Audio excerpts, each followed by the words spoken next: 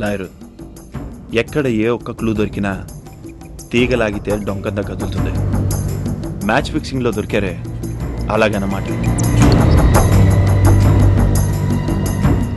ఇలా ప్రతి పనికి ఎవరినో ఒకరిని పెట్టుకుంటూ పోతే లేనిపోని సమస్యలు వస్తాయని ఆలోచిస్తున్నాను.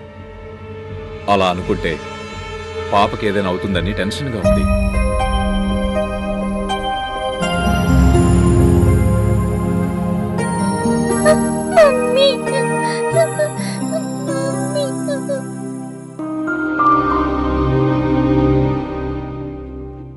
ఓ పని చేద్దాం, సాయంత్రం వరకు చూద్దాం.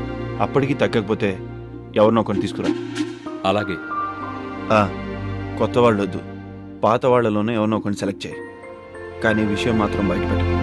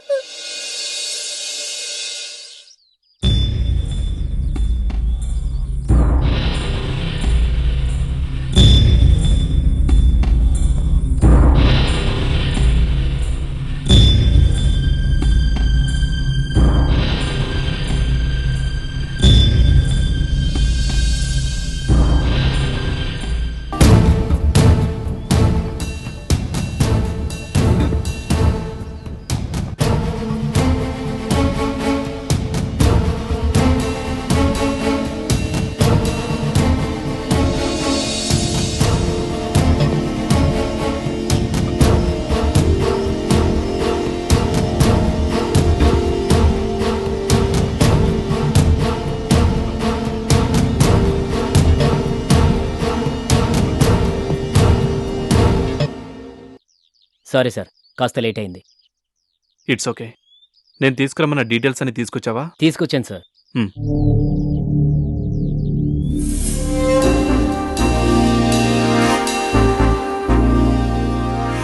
కిషోర్కి ఈ ఒక్క బ్యాంకులో తప్ప వేరే ఏ బ్యాంకులోనూ అకౌంట్స్ లేవా? లేవు సార్. వాళ్ళ ఇంట్లో ఇంకెవరికైనా వేరే బ్యాంక్స్లో అకౌంట్స్ ఉన్నాయా? వాళ్ళ ఇంట్లో ఉండేది వాళ్ళ వైఫు, పాప.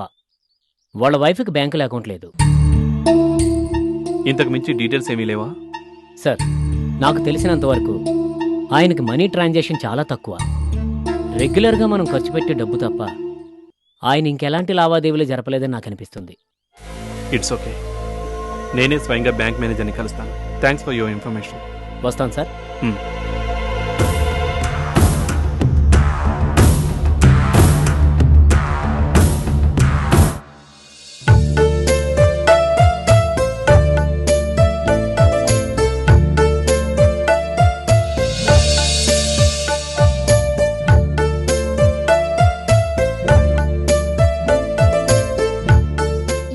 బాబు, నలుగు పెట్టే సమయం అయిపోయింది, ఇంకా తోరణాలు కడుతున్నావేంటి? నువ్వే కదమ్మా పొద్దున కట్టిన తోరణాలు సాయంత్రానికి వాడిపోతాయి, కొత్తవి కట్టమని చెప్పావు. అందుకే వీడు బాగున్నవి బాగోలేనివి అన్ని పీకేస్తున్నాడు. మరి వదిన నలుగంటే ఎలా ఉండాలి? నలుగు ఘనంగా పెట్టాలి సరే, సహజంగా ఈ పండుగ ఎవరింట్లో వాళ్ళు చేసుకుంటారు. సీను, మగపెళ్లి వాళ్ళ పనులు ఆడపెళ్లి వాళ్ళ పనులు మేమే చేయాలి కదా. సరే, మీరిలా కింద మాట్లాడుకుంటుంటే పైన మీకోసం అందరూ ఎదురు చూస్తున్నారు. త్వరగా పదండి.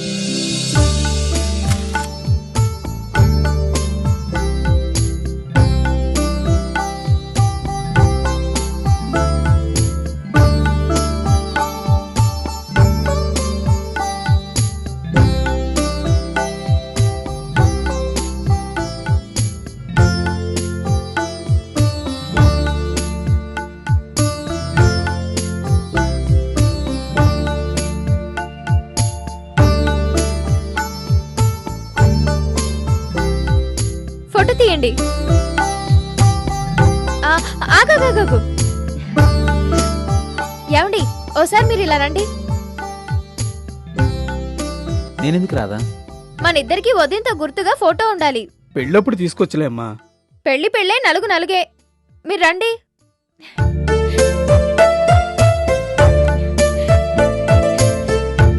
ఇప్పుడు తీ వీడియో, నువ్వు కూడా తీ.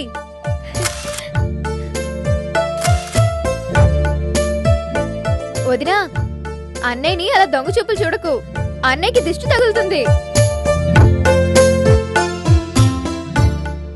మా అన్నయ్య ఎలా ఉన్నాడు? పర్వాలేదులే చెప్పు. చెప్పేయండి అమ్మాయి గారు, పని అయిపోద్ది. లేకపోతే రాధం మొదలదో. మా అన్నయ్య మొహంలో పెళ్లికలు వచ్చేసింది కదా.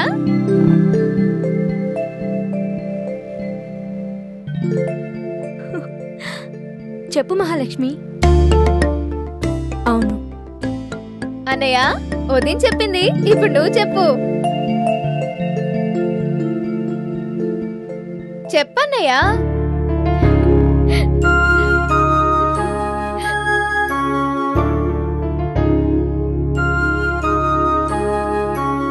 నువ్వు చెప్పేదాకా రాదు వదలదు. త్వరగా చెప్పే. మహాలక్ష్మి మొహంలో కూడా పెళ్లికలు వచ్చింది. అమ్మా, నలుగు కార్యక్రమం త్వరగా ముగిస్తే భోజనాలు చేసి పెళ్లి పనులు చూసుకుందాం. పెళ్లి పనులు దేనికవి ఏర్పాట్లు జరుగుతున్నాయి గాని మీరు విశ్రాంతి తీసుకుని తెల్లారి పెళ్లికొస్తే చాలు. అమ్మా, ముందు నలుగు పెట్టే కార్యక్రమం కానిద్దాం.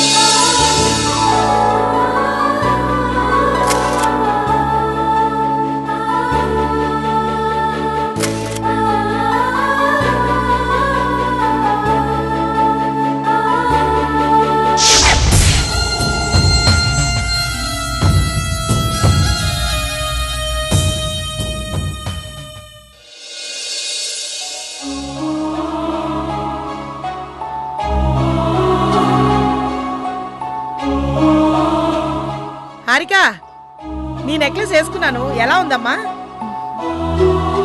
కానీ నెక్లెస్ ఓల్డ్ మోడల్లా ఉంది. మా కాలంలో ఇవే వాడేవాళ్ళం. ఎంతైనా ఓల్డ్ ఈజ్ గోల్డ్ కదా. నా సంగతి సరే, నువ్వు త్వరగా వెళ్ళి రెడీ అవ్వమ్మా.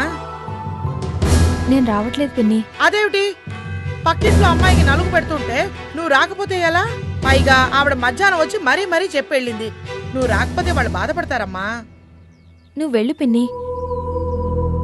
నేను అక్కడికొస్తే అందరూ తెలిసిన వాళ్లే. మీ వారు పాప ఎక్కడున్నారని అడుగుతారు. వాళ్ళకు పదే పదే అబద్ధం చెప్పడం నాకిష్టం లేదు. అలా అడుగుతారని రావడమే మానేస్తావా? ఎప్పుడు ఇంట్లో కూర్చొని దాని గురించి ఆలోచించే కంటే అలా బయటికి వస్తే నీ మనసు కాస్త కుదుట పడుతుంది. అక్కడికొస్తే నా బాధ తగ్గుతుందో లేదో నాకు తెలియదు కానీ వాళ్ళు అడిగే ప్రశ్నలకు నా మనసు చివుక్కుమంటుంది.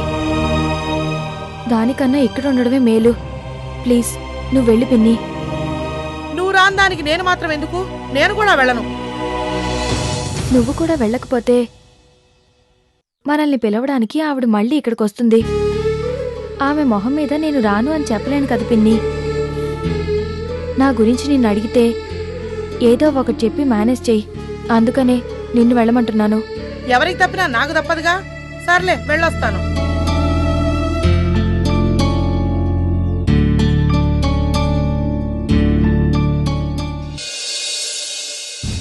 Good morning sir. Good morning. I'm Arjun, inspector of police. Okay, please be seated. Thank you. Okay, చెప్పండి సార్, మీకు ఏమైనా హెల్ప్ కావాలా?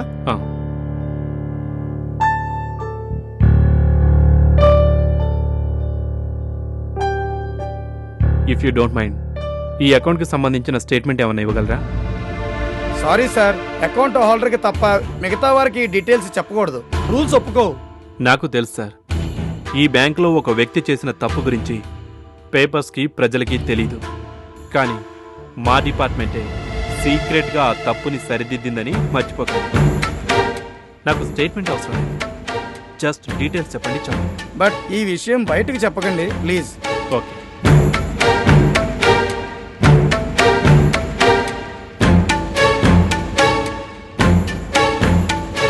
సార్, అతని బ్యాలెన్స్ 2,55,143 రూపీస్ సార్. బ్యాలెన్స్ కాదు, రీసెంట్గా అతను చేసిన ట్రాన్సాక్షన్స్ గురించి చెప్తారా? పెద్దగా ఏం లేవు సార్. రెగ్యులర్గా కట్ అయ్యే ఫోన్ బిల్ తప్ప ఇంకేం ట్రాన్సాక్షన్ జరగలేదు.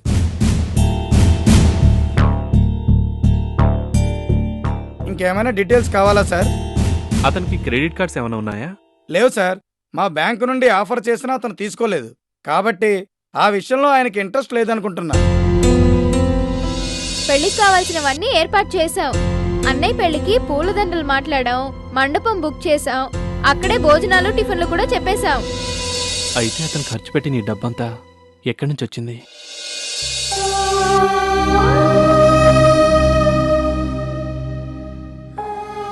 ఏంటిది? ఇంట్లో ఏ డెకరేషన్ లేదు. నేనేమైనా డేట్ పొరపాటు పడ్డానా?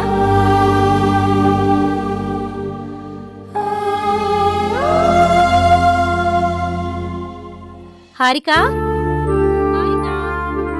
ఏంటి darling? Harika, many many happy returns of the day. Thank you. మీరెప్పుడు వచ్చారు పిన్ని గారు? నేను మొన్నే వచ్చానమ్మా. పిన్ని గారు, దీని బర్త్డేని ప్రతి సంవత్సరం ఎంతో గ్రాండ్ గా చేసేవాళ్ళం. ఈ సంవత్సరం ఏంటి ఇంట్లో ఏ హడావుడి లేదు? ఇదేమో డల్ గా ఉంది. మీరైనా స్పెషల్ గా అరేంజ్ చేయొచ్చు కదా. అసలు అదేం లేదులేవే, ఆయన వచ్చాక అన్నీ అరేంజ్ చేసుకుందాం అనుకున్నాం. పైగా ఈరోజు బయటికి వెళ్ళాలని ఏదో అరేంజ్ చేస్తున్నారు. బయటికి వెళ్లే ప్లానా? అది సరే గాని ప్రతి సంవత్సరం బర్త్డేకి మీ ఆయన ఒక స్పెషల్ గిఫ్ట్ ఇస్తారు కదా. ఈ సంవత్సరం ఏమిచ్చారే?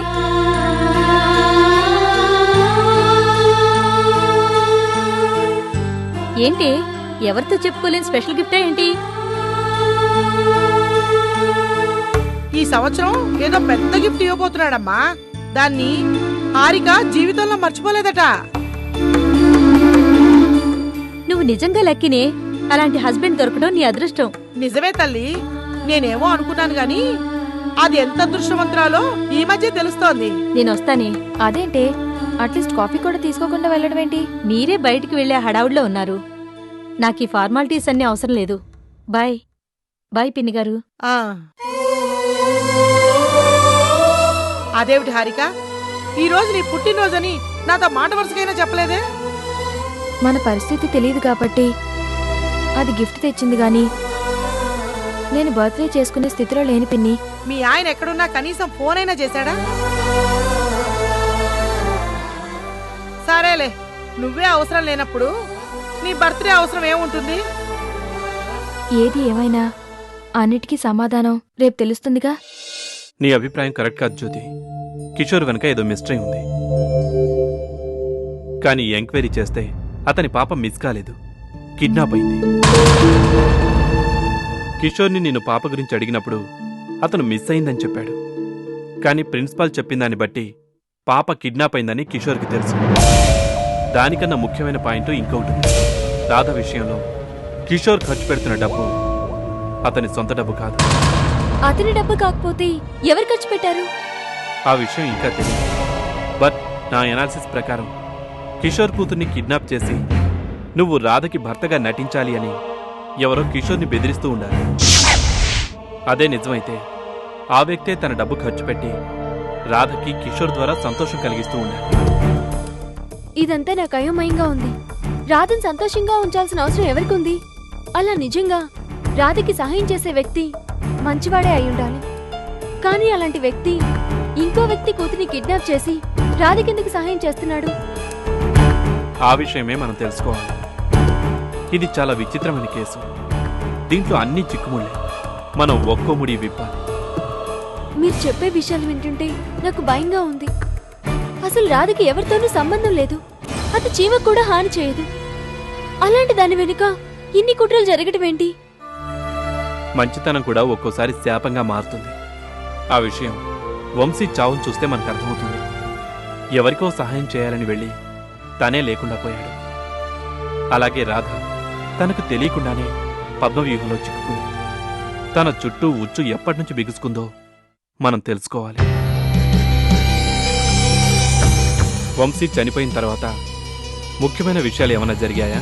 నాకు తెలిసి అది తన భర్త చావు విషయం మర్చిపోవడం తప్ప ప్రత్యేకంగా ఏమీ జరగలేదు. లేదు జ్యోతి, రాధ పాత రాధగానే ఉంటే ఈ సమస్యలన్నీ రావు. రాధలో ఏదో మార్పు వచ్చే ఉండాలి. అందుకే రాధ సంతోషంగా చూసుకోబడుతోంది. ఇలా ఓ వ్యక్తి గురించి ఇంత కేర్ తీసుకొని ఇంత డబ్బు ఖర్చు పెడుతున్నారు అంటే రాధ వల్ల వాళ్ళకేదో మేలు జరగాలి. పోలీస్ స్టేషన్ నుంచే పాపని కిడ్నాప్ చేశారంటే వాళ్ళకొచ్చే లాభం అంతా ఇంత అయ్యుండు. నువ్వు బాగా ఆలోచించు జ్యోతి. మామూలు పరిస్థితిలో మనం దేన్ని పట్టించుకో. అనుమానం వచ్చాక ప్రతిదీ వింతగానే కనిపిస్తుంది. అలా నువ్వు మామూలు అనుకునే ఒక వింత రాధ జీవితంలో జరిగింది. ఆ విషయం తెలుసుకునే అవకాశం నీకే ఉంది. మనకు ఆ విషయం తెలిస్తే ఈ కేసులో సగం చిక్కుముళ్ళు విడిపోయినట్టే. అందరూ కిందుంటే ఇక్కడికి తీసుకొచ్చావేంటి రాదా? మన ఇద్దరమే ఇక్కడ ఇంకాసేపు ఉండాలనిపిస్తోంది. ఇప్పటిదాకా ఇక్కడే కదా ఉన్నాం. అప్పుడు వదిన నలుగులో అందరితో కలిసి ఉన్నాం. కానీ ఇప్పుడు మన ఇద్దరమే ఏకాంతంగా గడపాలి. ఎందుకు రాదా? ఇప్పుడు మన నలుగు జరుగుతోంది. అవునండి, నా నలుగప్పుడు నాకు ఇష్టం లేకున్నా బలవంతంగా పెళ్లి కొప్పుకున్నాను. నలుగు పెడుతున్నా నాకు బాధ వేసింది, కానీ ఇంత కూడా ఆనందం లేదు. అందుకే అప్పుడు మనం జరిపించుకోలేకపోయినవన్నీ ఇప్పుడు పొందాలి. మన పెళ్లి ఎలా జరిగిందని గుర్తు చేసుకుంటే ఈ జ్ఞాపకాలే రావాలి. అందుకే ఈ పెళ్లిలో నేను చేసే ప్రతి పని మన పెళ్లి కోసమే చేస్తున్నంత సంతోషంగా ఉంటుంది. ఏంటి అలా చూస్తున్నారు? ఏది నాకు చెప్పకుండా ఇదే నిర్ణయాలు తీసుకుంటుంది అనుకుంటున్నారా? మీరు నేను అడగకుండానే పెళ్లి ఏర్పాట్లన్నీ చేశారు. అలాంటప్పుడు మీకోసం నేను ఏదో ఒకటి చేయాలిగా. నా నలుగుని మీకు చూపించాలి. నా చేతులతో మీకు నలుగు పెట్టాలి. పోగొట్టుకున్న దాన్ని తిరిగి పొందడంలో ఇంత సంతోషం ఉంటుందని తెలియక ఏదైనా పోగొట్టుకున్నప్పుడు చాలా బాధపడతాం కదండి. పోగొట్టుకున్నవన్నీ తిరిగి పొందలేం రాదా? ఎందుకు పొందలేము? మీరు నాకు దక్కలేదా? మన పెళ్లి సంతోషం తిరిగి దక్కడం లేదా? నేను ఇంకేమీ పోగొట్టుకోలేదు, కానీ వచ్చి నలుగు పెట్టండి.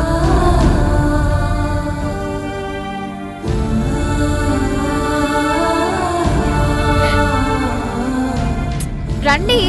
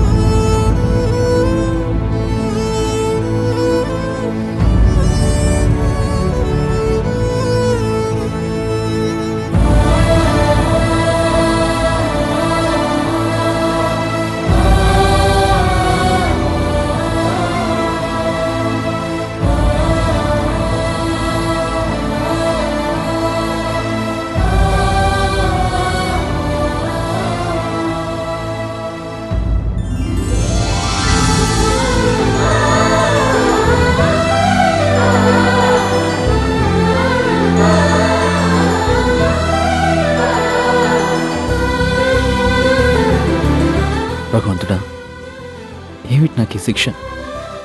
ఏం పాపం చేశానని నన్ను నా కుటుంబాన్ని ఇలా దూరం చేశావు? ఎంతకాలం నాకు ఈ నరకయాతన? ఇప్పుడు వెళ్ళి ఫోటో తీయండి.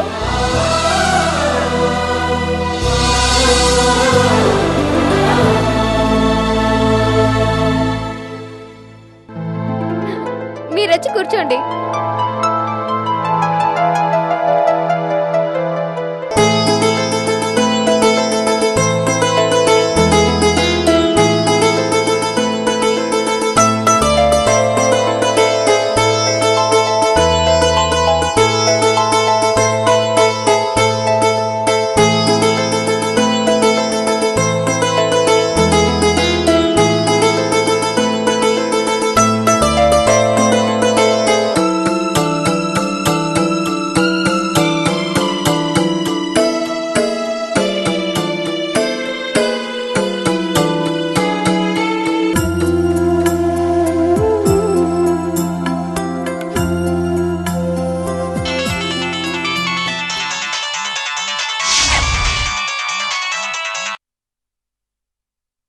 హలో